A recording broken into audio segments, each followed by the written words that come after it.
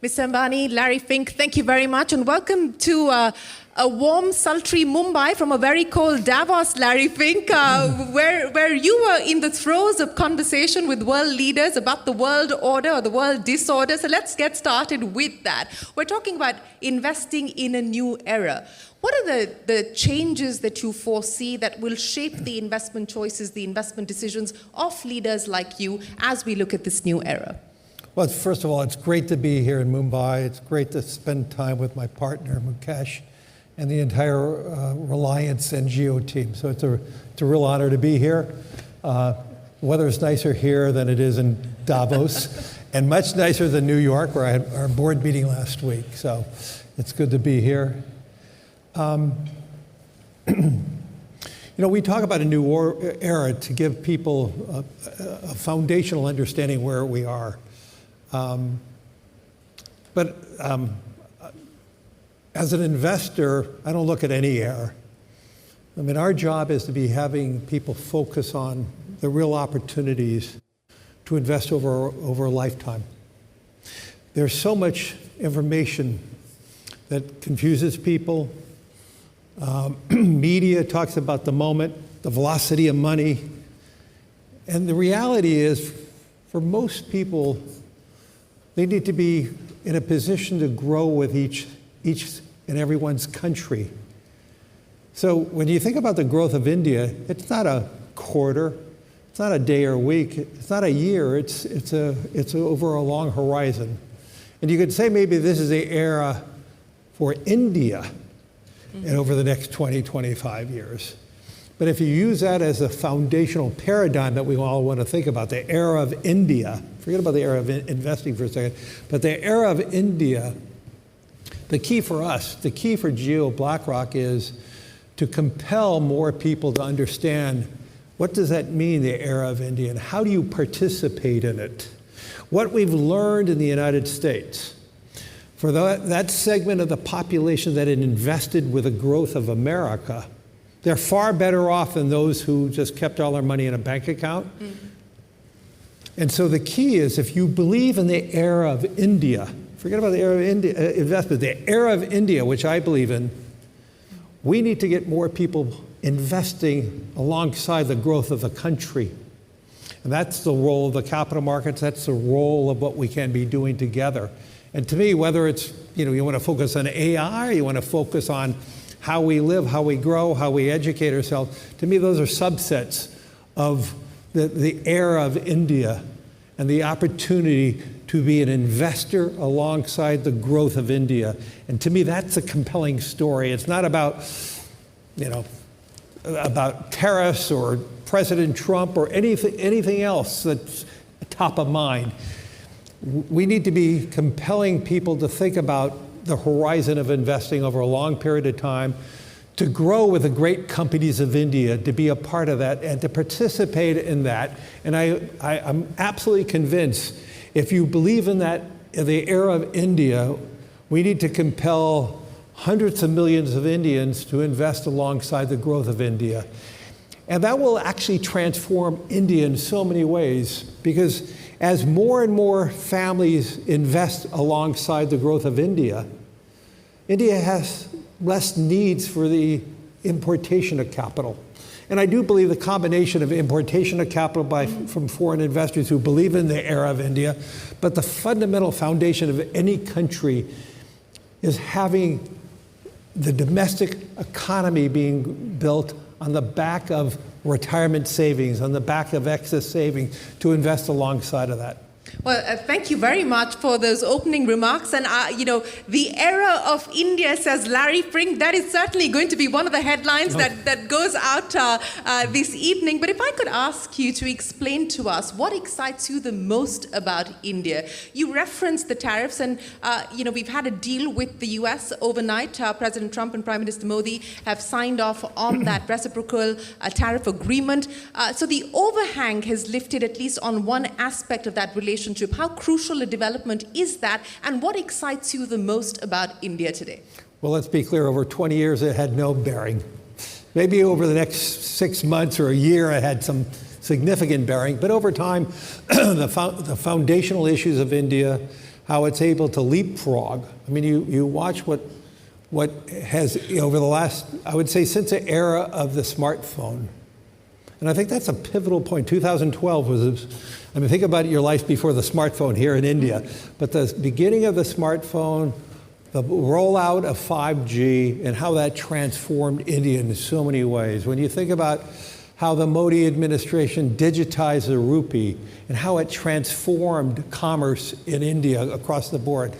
I am very worried about other countries, even the United States is falling behind. We need to be digitized. We need to be thinking about how this all plays out. I think this is part of the democratization of India, and so now India is a leader in this. And so I could cite many things that give me optimism, but the fundamental opportunity is the huge intellectualism of India, the transform what technology, whether the technology was created in the US or somewhere else in the world, the dispersion of that technology in India is really what is so inspiring, and the utilization of the new technology for more and more people, and how that transforms commerce, consumption, information, education, all of that is ripe for real solid growth. And I agree that India has, over the next 10 plus years, it's going to grow anywhere from 8 to 12%, probably hovering around 8 to 10. And that's a place where I want to personally invest in, and what we need to do is compelling more Indians to invest alongside that growth. Well, we certainly hope that more Indians are going to be investing in that story as well. And speaking of one such Indian, Mr. Ambani, let me talk to you about Larry Frink's phrase of saying that this is the era of India. Now, you've seen India over the last 2 decades transform itself in many, many ways, especially as far as the digitization era is concerned. Specifically, what excites you? What is compelling about the India story today? How have you seen it being transformed? Well, Shireen, before I answer that, let me warmly welcome Larry, and I'm grateful to Larry to again come back to India. It was a conversation that we had in 23, and it just took me 5 minutes to saying Larry Blackrock should be back in India. And he said, that's all it took, 5 minutes? Will you partner me? I think it was less. It was a car ride. We had to go to point A and point B, and we accomplished it in a car ride. In terms of, and here you are with your full team, and we have launched the business. So thank you for again coming back to India, and India warmly welcomes you and your colleagues, and to all my colleagues from the industry and the financial community, a very warm welcome. And we look forward to working with each and every one of you. As Shireen said, I think that, Larry, there is an old Indian saying that a tree only attracts attention if it bears fruit. And today, in this new era, as you described it, India and the tree of the Indian economy is bearing fruit with great visibility, with sustainability and abundance. As everybody said, right, we are confident, like we are the largest growing fast economic growth in the world. 8 to 10% is possible and doable, and I think that sustained double digit is not ruled out. So that gives us and that is why we are, after a long time, attracting all this attention. And this has happened primarily because I think that the last 10, 15 years, right, we had 2 successive periods. We had 10 years of Manmohan Singh, where we focused on growth. And then we were very lucky to have now consistently 15 years of very stable leadership. So stable economic leadership defines a country. And I think that we have to be thankful to Prime Minister Modi for giving us this stability now for going in, by 2029, it'll be 15 years. Yeah. I also think that we've got what is different about this is we've got a very clear goal. A goal in terms of saying we have to be developed, Viksit Bharat by 2047, which every Indian aspires to and has started believing in. Second, we've executed at scale, right? While as Indians, we like to criticize ourselves, and we are not, and it's a good thing in a democratic mindset, but if you see, we've built more roads in the last 15 years than any other, like multiple times than any other country, including the United States at its peak. We've built like power capacities. We are now the leading renewable power producer in the world. We've built in our own industry digital capacities, 5G, that is better than most people in the world and cheaper than most people in the world in terms of what. And now every Indian village has got 5G. So, and I can go on, like we've built the same thing in terms of infrastructure, the roads that you see in Mumbai. For a long time we said that we will connect Mumbai to the mainland, and we now have the bridge that is running. So we've executed. We've also had policy which is sustainable. So even when you see between governments, right, we all thought that Aadhaar was the earlier government's piece. I think this government was wise enough to saying we've had continuity in policy at all times. In terms of that, we've had stability, we've had predictability. We've also been conservative. So as Indian successive finance ministers, we've always maintained our debt in order. Relative to global debt, we are still 50% of GDP as debt. So we are not, like the world norm is now 100%. So we've had, and I think that we've also in the private sector, and what excites me the most is the startup industry. When I interact with startups and we see young 28, 30-year-olds starting up companies, and I can clearly see, right, 100 new Reliances in terms of where, and the aspiration, the confidence that they have. And finally, it is the confidence that you see. Fortunately, we now operate across the length and breadth of India.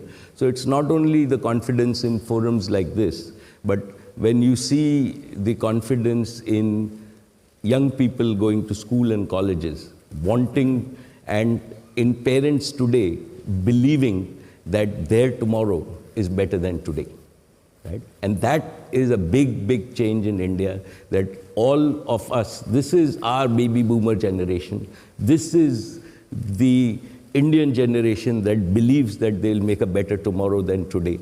And that's the confidence that we see as a result of all of this. And I don't want to rule out, like when everybody, we've also had, right, at least I think a sustained 15, 20 years of great law and order, right? And that is a prerequisite to continuous economic growth, social harmony.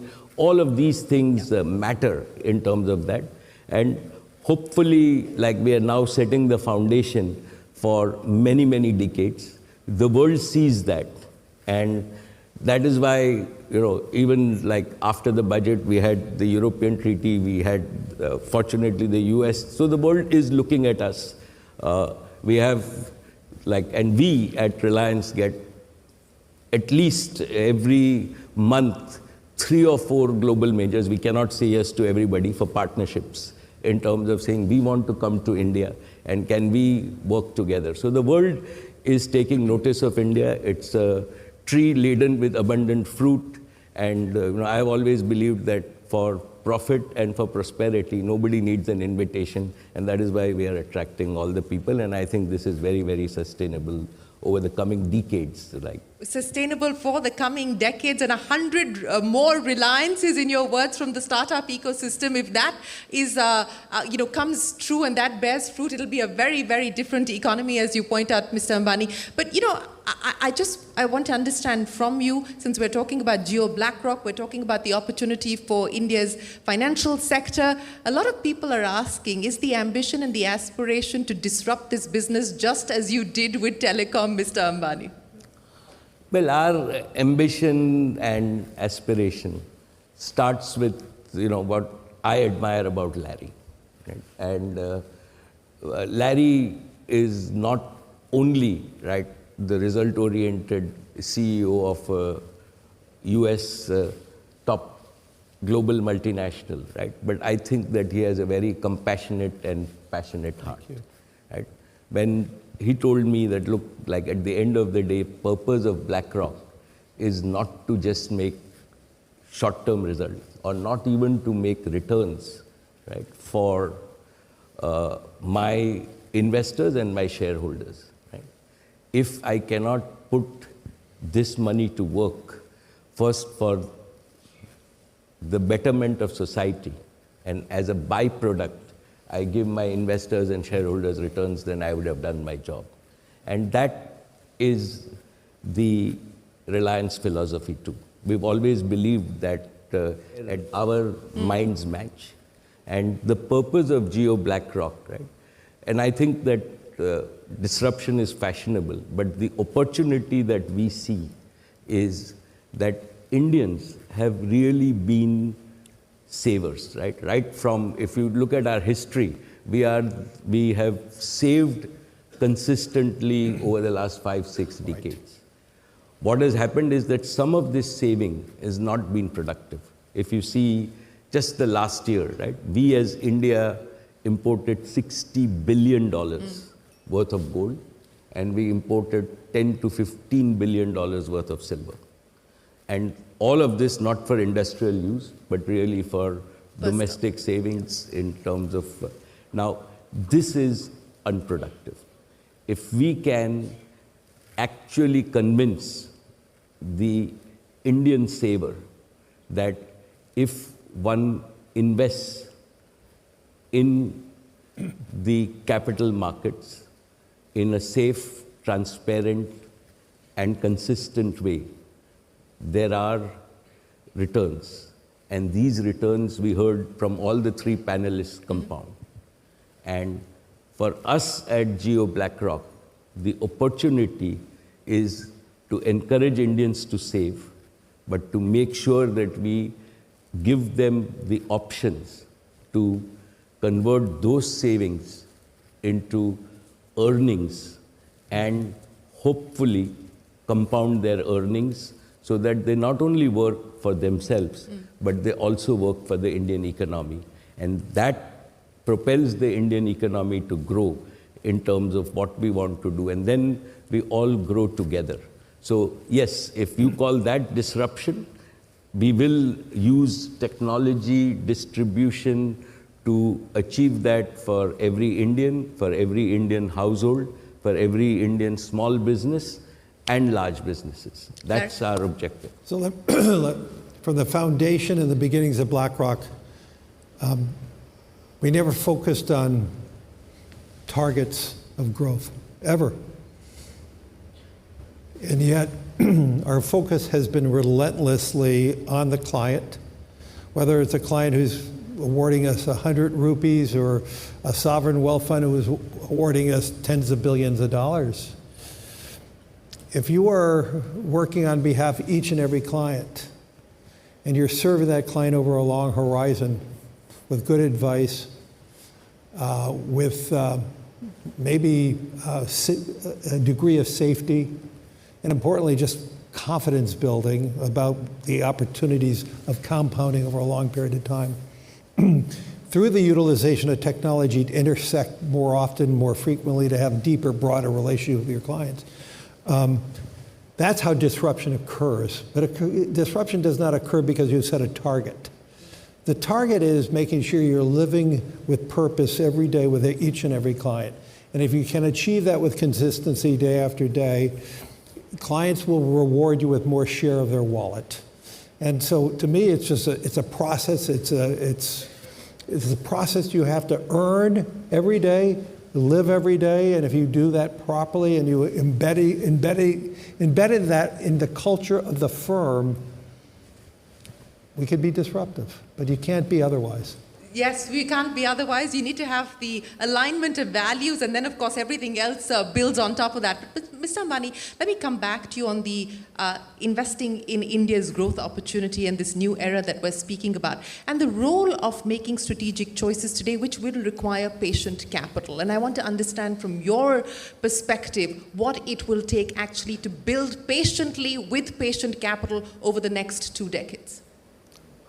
Well, I think that the Indian opportunity, as we stand at about $4.5 trillion of GDP in a $110 trillion world. Right? I see us outgrowing the world and finding our right place. So I am one of those believers who think that this 4.5 in a 20-30 year period, right, will outgrow the rest of the world, and we will hit $25-30 trillion. It's going to be 30 years from now, but as we do that, the India opportunity is a 10, 20, 30 year opportunity. And when you think about solving India's energy problems, I am a believer that in the next decade, India will not import 80% of its energy.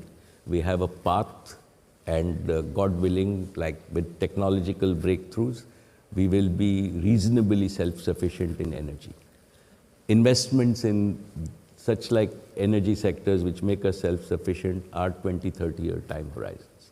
Investments in physical infrastructure that we still need. We have the opportunity to build with today's technology the physical infrastructure for 1.4 billion people. We've done a lot, but there's a lot more to do. These are also 20-30 year opportunities. Technological infrastructure, we are not going to be behind the world in terms of building country scale intelligence infrastructure so that every village has intelligence available to them. And this also is a 20-30 year opportunity. Each one of this is hundreds of billions of dollars of investment. And within that, while the benefits are there, right, they're long-term, sustainable, compoundable opportunities, and that requires sustainable capital, which comes both from within and outside. And to my mind, India is attracting, we ourselves, our own experience in most of our industries is that it is not capital which is a problem, it is opportunities and execution, right? And the ability to give an overall transparent framework to both the consumers and the investors, which is the opportunity. It's not going to be limited by patient capital. The world recognizes that India, because the world also doesn't have many such scale opportunities where they can deploy on a few projects hundreds of billions of dollars. Absolutely. The market, of course, in India presents a very compelling opportunity across different sectors, as you spoke of. But Larry Fink, let's talk about AI and the power, the potential of AI. And you're a big believer in the AI story, not just for BlackRock, but in general. You know, the stock market volatility notwithstanding, the fact that we're spending hundreds of billions of dollars in this AI infrastructure build out, and this is sort of front-loaded spending, and there's a question mark still on the revenues and the returns. How do you sum up what is happening in the world of AI today? What do you look for? What do you look at? I would first and state that I don't believe there's an AI bubble. You don't believe that? Not at all. I believe the greatest risk we have is if we don't invest and continue to invest, China will win. And I believe the need to rapidly expand the AI opportunities is necessary. That doesn't mean we're not going to have some bankruptcies. We'll have some failures. That's capitalism. You're going to have some big successes and big failures. But the opportunity that companies have in utilizing AI is going to be present in everything we do. I mean, even yesterday you had Anthropic announce a new model, which is going to be threatening for some businesses, but it's going to be an opportunity for other businesses. You mentioned Davos, and you mentioned the word cloud. There's no question AI is among the most topical conversations we're having now because it is disruptive. It's going to be disruptive for some industries, but it's going to also be very advancing. I mean, the future of AI in terms of drug discovery, in terms of humanity, is real. The use of AI for the development of new sources of power or cheaper sources of power, what can that mean in the long run for the global South? Could we have abundance in energy one day? Now that's still pretty far-fetched at this moment, but the opportunities of the acceleration of science is there. Rob Goldstein talked about, having the ability to use AI to learn everything about one subject in minutes now. And so AI is going to allow more discovery, more opportunities, and with that technology, like so many other technologies, it's going to be disruptive for some businesses and some economies. And the key for AI to be really successful in every society, we need to make sure that AI broadens economic success and it doesn't narrow economic success. We talked about that a lot in Davos the last 2 weeks, and that's going to be the real issue. Can AI be not only disruptive, but can it be expanding and broadening economic success throughout all economies? And that's going to be the big question about, how do we play that out? In the early part of AI, you're going to see countries that are huge winners and some countries that are going to be left behind. And so you have all this dynamism around how AI is going to be playing out. That is in the short run. In the long run, I think it's going to be more democratizing, but in the first few parts of AI, it's going to be more limiting. And so we look at AI as a huge opportunity. For us in navigating the $14 trillion that we manage on behalf of our clients, we have to use advanced technologies to process the business that we are already doing. And the same thing for all the other major companies. Through AI, you have better understanding of your clients, better understanding of your inventory controls. You have so many advantages by the application of AI and technology. And that is, in the long run, to be very powerful. In so many of the developed economies, we have excessive deficits.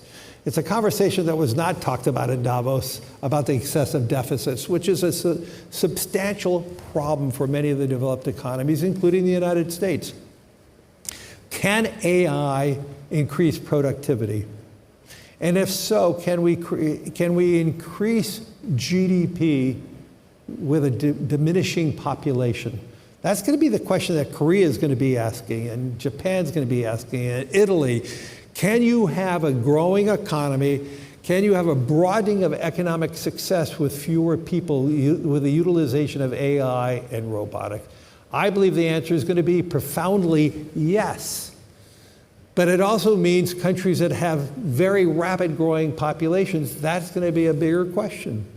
And I think India is at the nexus of it, large base population, but the one thing that I've noticed, India is more accepting of technologies than many of the developed countries. India is more accepting of related to change than most developed economies. And so because of the large scale population, AI is going to create jobs and disrupt jobs, but for those economies that are willing to accept change and rapidly deploy that change in a positive way. And I think about India, the way it rapidly transformed its economy with the digitization of the rupee. I mean, to me, that was a wonder to watch. And so to me, AI is going to be a powerful growth engine in the world, but we need to make sure it's a growth engine for more. You're absolutely right. And, to your point about India surprising on the digitization front, this was a surprising fact for me as well. The Binance CEO in Davos telling me that India is the #1 adopter of blockchain technology. And that's something that I was not aware of. But Mr. Ambani, since we're talking about AI and we're talking about technology, to Larry Fink's point, how do we leverage all of this to create shared wealth creation? Well, I think that I'm a believer, have been a believer that we have to embrace technology. We cannot run away from it. And AI is real, right? From an India point of view, it is hugely advantageous. If we think about 200 million children in our schools, and if we now think about connectivity to all our schools, and we give ourselves a goal that in 1 decade, right, with a fraction of the total GDP that others spend on education, we can deliver to each of these 200 million kids, including in the remotest village, quality education, right? I think without AI, this problem, we could not have dreamt about solving it, and we will. We are also participating in this opportunity. This is a solvable problem. You take healthcare and saying India is a large economy, 1.4 billion people, but without any social security, without any organized health safety net, right, as yet relative to all the other countries. Can we deliver? Everybody, like the large economies, spend 8, 10, 12% of their GDP on delivering healthcare to their citizens. Large amount of it is wasted in terms of what, and everybody recognizes this. Can we in India take care of all our 1.4 billion people with a digital physical health system at a fraction of global costs? Answer is cannot do it without AI. Security, right? Again, critical for our safety for all our 1.4 billion people. If you use AI, right, and complement it with your law enforcement policies, possible to do. Simple taxation, right? We can now have the ability to have for each citizen, each company, the transactional transparency.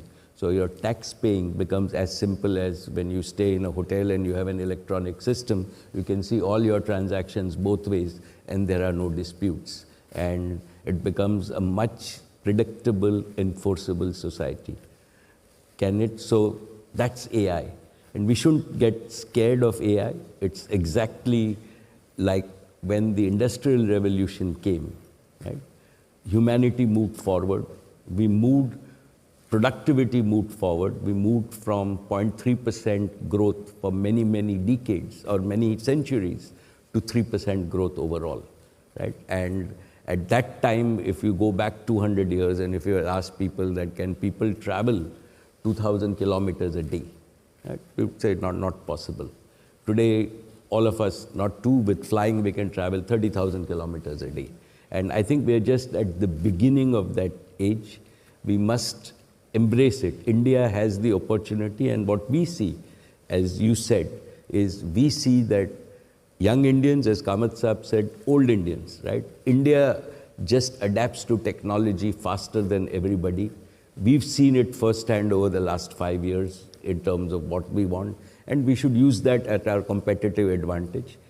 Embrace this, get the productivity advantage, get the earnings advantage, build a better society in terms of, and use tomorrow's technology before anybody else so that we catch up from our $4,000 or few $1,000s per capita to double-digit per capita, and then get to, the US is still at $40,000, $50,000 a capita, so we've got a long way to go.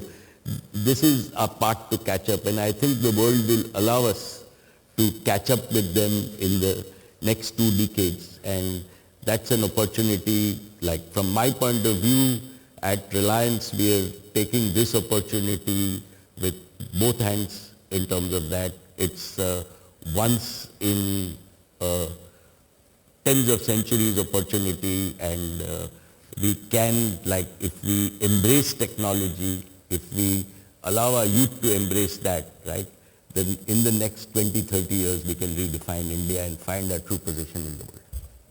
A multi-generational opportunity, as you put it, Mr. Ambani. But Mr. Pink, let me address the issue that you brought up and said it didn't get enough attention in Davos, and that was deficit. But what did get a lot of attention in Davos was, of course, the interest rate trajectory that the world is going to be faced with, and how you see some of these factors impacting markets globally, the investment sentiment globally as well. Where do you see interest rates headed? Do you believe that we're likely to see more cuts coming in? And what will be some of the other crucial risks that investors need to watch for? All those questions are for the short term, so let me answer some short-term questions. Look at the markets. the markets are honest. I mean, any single day the markets may miscalculate something, but over time markets is a great mirror of what's really going on. So whether there's political pressure one way or the other, sure, that could shape a market over any one day or week, but the markets actually are bigger than any individual or any economy. And so if the Federal Reserve eases too early, and we see inflation, we see measures that prove it wrong, you're going to have a steepening of the yield curve. So all those issues to me are not that important, to be honest. I know they're important for day traders. They're important for media because they can talk about all the churn and all that. But it really doesn't matter that much, and I don't really spend that much time focusing on those type of issues. Now, over the course of any one quarter, any one year, yeah, sure they matter, but over time the markets correct itself and rebalance itself, and that's pretty much the message that we have to constantly talk about, because the message is not about the moment, and everybody gets so confused about the politics, the polarization of opinions, the politicization of everything, and yet over time that's the beauty of markets. The markets are an honest reflection of global economies over the long run, and if you believe in humanity, if you believe that we correct our problems over time, I actually believe the things you read in the newspaper, all the stuff we read that's frightening, I get actually excited because we're talking about those issues. And generally we mitigate most of the things that are on the front pages. We actually mitigate. So I actually am pleased when I see all the things, all these terrible things, and I'm not trying to say each and one of those things may be really terrible, but the fact that we're talking about it mitigates. We self-correct. Are the things that you don't read in the newspaper that you think are a problem, those are the things that bother me. Like the long-term issues of deficits that we don't spend enough time talking about. How do we mitigate it? The best way we mitigate it is through growth. And that's what I try to tell every political leader. How do you grow your economy? Because if you grow your economy, the deficits will be smaller as a percent of GDP. But, and so, I don't get bothered by most of the stuff I read because it's a good thing. That's the power of the press, to identify all the issues. But through that identification of the issues, we mitigate those issues. You think about all the problems you read and all the wars and all the skirmishes, but in most cases over time they resolve themselves. You think about how problematic everything is when we entered this year, and yet when you think about the beginning of 2025, everybody was so nervous about everything, yet markets did great over 2025. We have some form of resolution in Gaza and Israel. There are so many other areas in the world where we actually have diminished risk. But if you ask the average person who reads a paper, they would think things are actually worse than they are. And to me, obviously, negative news sells far better than positive stories. And so what I'm trying to say, and my message to everybody is, yes, please be a global reader of what's going on, but don't get so alarmed by it, because we're going to mitigate most of those problems because that's what we do as human beings. And that is the whole message about long-term optimism. Long-term optimists generally win. Elon Musk said in Davos, it's better to be an optimist and being wrong than being a pessimist who's right. And I think about just Elon himself for a second. I've never met a person who is as smart as he is, but with the imagination that he has and the guts to do what he's done. And I think in building that out, and I would just liken that to Mukesh Ambani, the ambition, the imagination. And those are the key things in growth and opportunity. And to me, this is what we all want to be a part of. We want to invest with the people who have ambition, who have the guts to do things that break the mold, that changes society, but they change society because of imagination and guts. And to me, that's the beauty of being a long-term investor.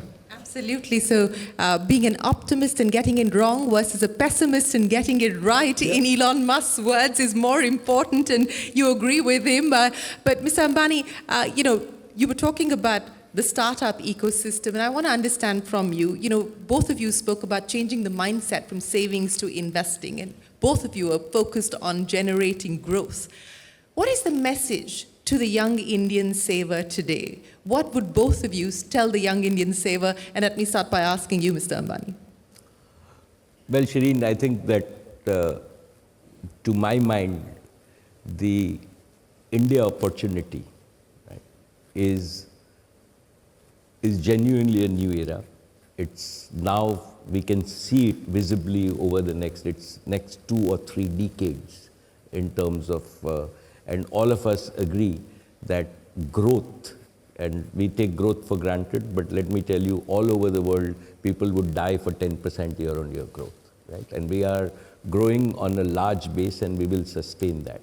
So for any young Indian, right, this growth is going to be converted to growth into his or her income, right? And so you would have income growth.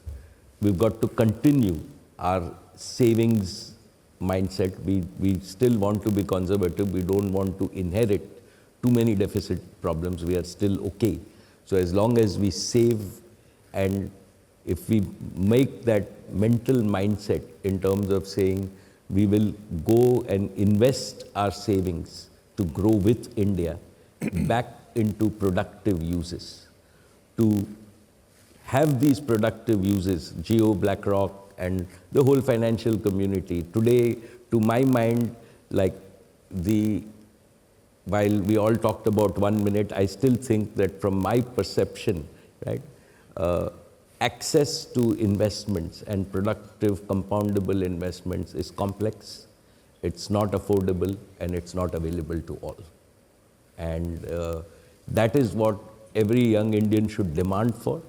And it's our job in industry to do exactly what we did with Jio, that it should be available to all. And then people will benefit from the power of compounding. I think that we talked about compounding, but money in a bank account lying in simple interest is not compounding. Right? Money in stock market is compounding, and India has an efficient market. We have now regulated it well, and if we can channelize this money to grow for every Indian along with them, right? That is the opportunity that we have, where hundreds of millions of Indians, right, become owners of wealth and don't only observe wealth creation. And I think that India is well equipped. The institutional mechanism as well as the corporate mechanism is aligned with that very fact that we are here utilizing all the technologies to enable this for Indians is there.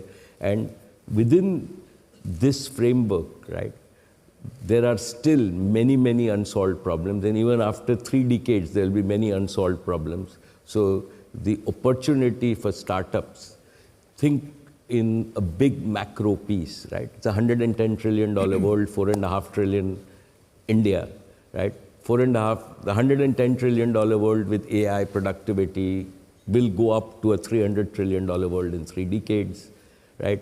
India has the opportunity to take its share. So there is like 35 trillion. We have 30 trillion of new value, right? That has to be created, and that means there is 30 trillion of new market value. And that is what people will participate in the next 3 decades, and that's why even 100 alliances might not be enough, but that's the opportunity for a young Indian starting today. Larry Fink, your message to young Indians in the context of what you've seen happen in the other countries that you operate in? mostly believe in your own country, believe in the opportunity growth. I mean, think about it. If India can grow 10% a year, and let's assume the stock market only grows at 10% a year. It grows at a multiple of the growth of a GDP. But let's just assume it only, that means you're doubling your pool of money every 6.5 years. Okay, that's a pretty good outcome. That's much better than keeping your money in a bank account. And to me, that's the foundational issue. Grow with your country.